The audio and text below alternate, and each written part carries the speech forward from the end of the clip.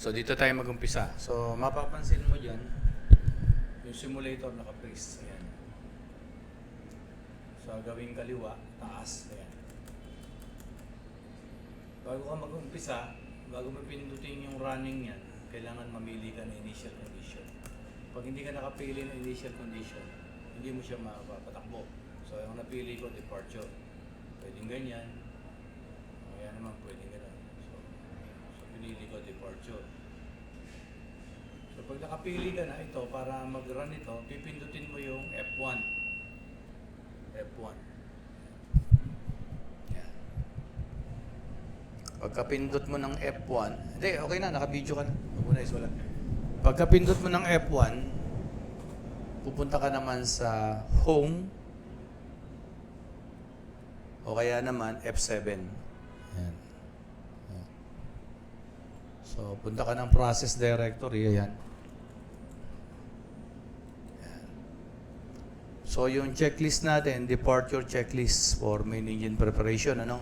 Ano yung una natin dyan? Proceed to 70. Tama, no? Check the ship's power supply. So, hahanapin mo ngayon yung 70. Ayan yung 70. Nakasulat dyan, electric power plant. Pindutin mo yan. So, mapupunta ka ngayon dito sa page na to. Ayan, mapapansin mo, nakalagay dyan, electric power plant. Ito ay number 70 na picture.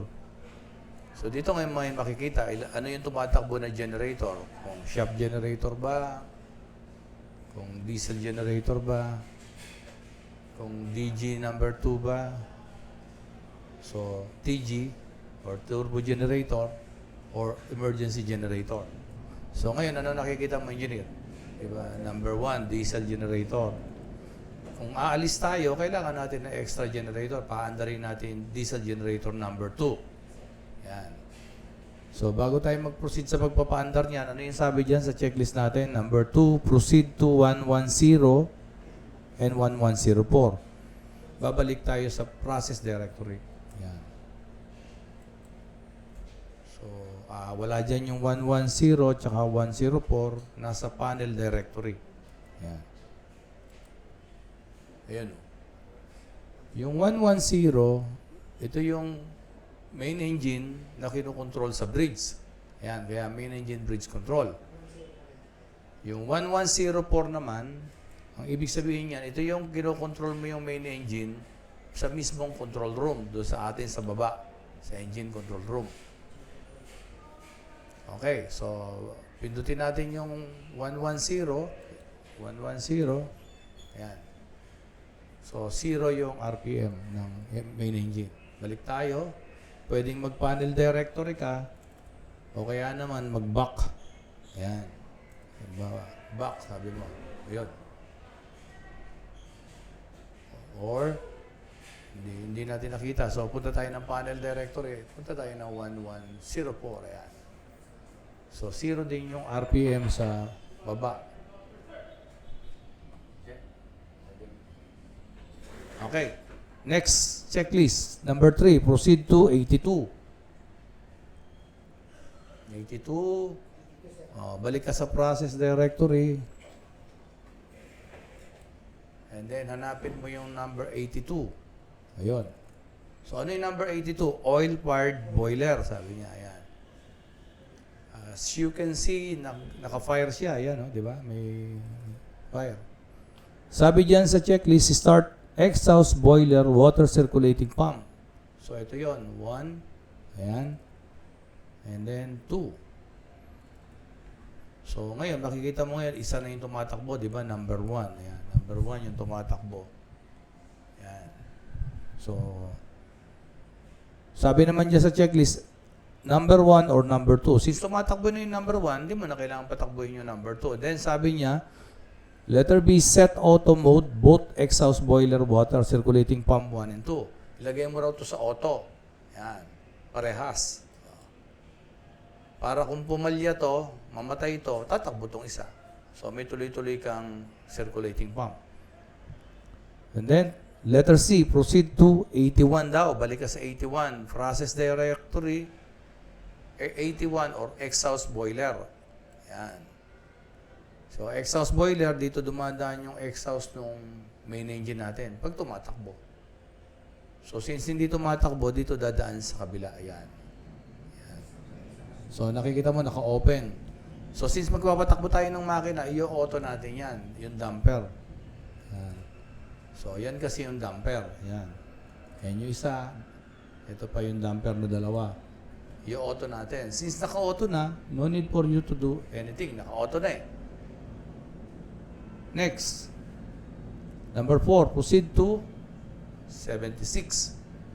Pag sinasabing proceed to 76, it's either you go to process directory o kaya naman panel directory.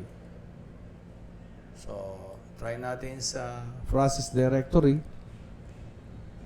76, sabi niya. 76. Ano yung 76? Diesel generator, number 2. Going back sa 70, sabi niya, sabi natin kanina, magpapatakbo tayo ng diesel generator number 2. So, para mapunta tayo sa diesel generator number 2, process directory, then we go to 76. Ayan. Oops, ay, ang dami, no? Nakakalito. So, pag baguhan ka sa simulator para maintindihan mo yan, pwede kang pumunta muna sa panel directory. Sa panel directory kasi, meron tayong tinatawag na description of legends. Ayan. So, dyan mo makikita ngayon, ano yung mga paliwanag sa nakikita mong iba-ibang kulay, colors, ng linyada, how to use yung mouse, yung left and right, and then ano-anong klaseng barbula yung nakikita mo sa monitor. Yan. How to use controller. Yan, nandyan siya lahat. Kung baguhan ka. So, assuming na alam mo na yan, go back to process directory, 76 to start the diesel generator number 2. First, tignan natin yung control ng engine. Yan. So, makikita mo ngayon naka-remote. So, patatakbuhin natin dito sa local. Ito kasi is parang ito yung nasa baba tayo ng nasa mismong generator tayo. Ilalagay natin to ngayon sa local. Yan. Para mapaandar natin. So, pinapaandar natin locally para kung mayroong problema, minsan nga, nagta-turning gear pa tayo, di ba? Kasi, kailangan natin yon para makita natin kung may problema yung makina natin. But this time, paandarin lang natin, assuming na wala ng problema. First, need to check your lube oil. So, meron. So, tingnan natin yung linyada ng lube oil. Yung brown kasi is lube oil. Ayan. Okay naman. So far, okay din naman yung ating cooling water, yung blue. Naka-ready na yan. And then, checkin natin yung expansion tank. Ayan yung expansion tank. Kung kulang, dito pwede mong buksan. Ayan. Tapos, sara mo. Pag okay na. Sa ngayon, makikita mo yung temperature ng generator, 81. Ayan. So, tingnan din natin yung fuel oil. Ayan naman yung fuel oil. So, okay naman. Bukas na to. Ayan, pupunta dyan. Ayan, pupunta riyan. Kung sobra yung fuel, babalik dito, return. So, paanda rin natin ngayon. Pindutin natin yung start. So, para malaman mo kung maandar, ayan, maandar. Actually, maandar na nga pala, ayan, Ayan, so. Patayin muna natin. Sige. Pwede natin patayin kasi hindi pa naman nakaload yung generator. So, mapapansin mo, bumababa yung RPM. Just make sure lang na pag nagpatay ka, naka-disconnect yung generator mo dito. Ayan, naka-disconnect. Kaya pala nakadilaw kanina. Diba? So, ngayon, naka-itim, ibig sabihin, patay na siya. Balikan natin. Local. So, patay na yung generator. Ayan, nakipansin mo, 0. Paanda rin natin. Ito. Start. Yun. Nagkaroon ng RPM. Naka-auto to. Namatay na rin yung motor kasi umandar na tong nakakopol dito. Pag takbo ng generator mo, tatakbo rin yung pump na to. Same thing dito sa low temp. Ayan, di ba? Tsaka dito sa high temp. So, tumakbo na rin yung fuel natin. Fuel pump kasi naka-couple din siya. Yung exhaust mo, ayan, so far, mababa pa. Balanse naman. Pag paandar mo na generator, make sure na yung exhaust temperature mo balanse. Dahil kung di balanse, baka mamaya may fuel leakage ka na hindi nakapasok o hindi gumagana.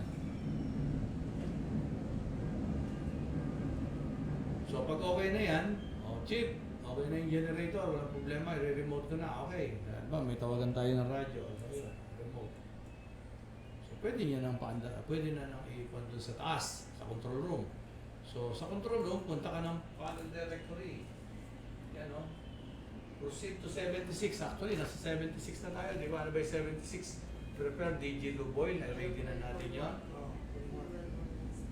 Cooling water. Ito yung cooling water. Dalawa. May nakapagkarga na tayo nito.